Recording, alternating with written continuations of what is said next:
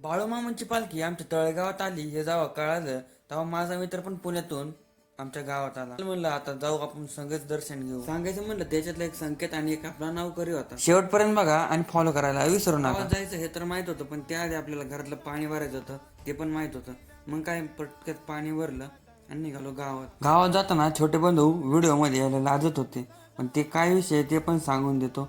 घरी आपल्याला गाडी लागत होती, त्यामुळे मग भावाला म्हणलं लवकर मला सोडून दे, म्हणजे मी जाईल तू बी जा. बाजारात आल्यावर हे दोन पंटर भेटले. एक पंटर दिसलंच तुम्हाला पटक्यात, आणि हे आपले संकेत शेठ ज्यांचा पहिला ब्लॉग झालेला आहे छोट्या पोरांचा डॉन म्हणून. हा विषय हार्ड.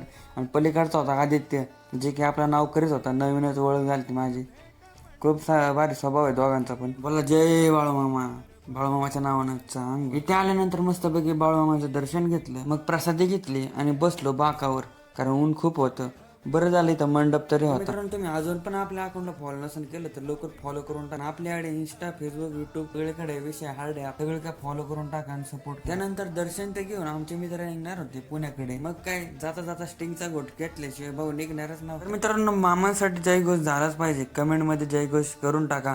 जय बाळूमामा. दोघांनी 2-2 गोट घेतले, मी 4 गोट घेऊन टाकले. मला जरा लईच गरम होत होतं नाही का. त्यानंतर बसकडे आलो, बसमध्ये बसलो आणि त्यांना म्हणलं तुम्ही आता जावा, मी स्टँडवर होतो. तर मित्रांनो, मित्रांसोबत बाळूमामाचं दर्शन घडवणारा हा ब्लॉग तुम्हाला कसा वाटला हे कमेंटमध्ये नक्की सांगा. भेटूया नवीन ब्लॉगमध्ये आणि फॉलो करायला विसरू नका. बोला जय बाळूमामा.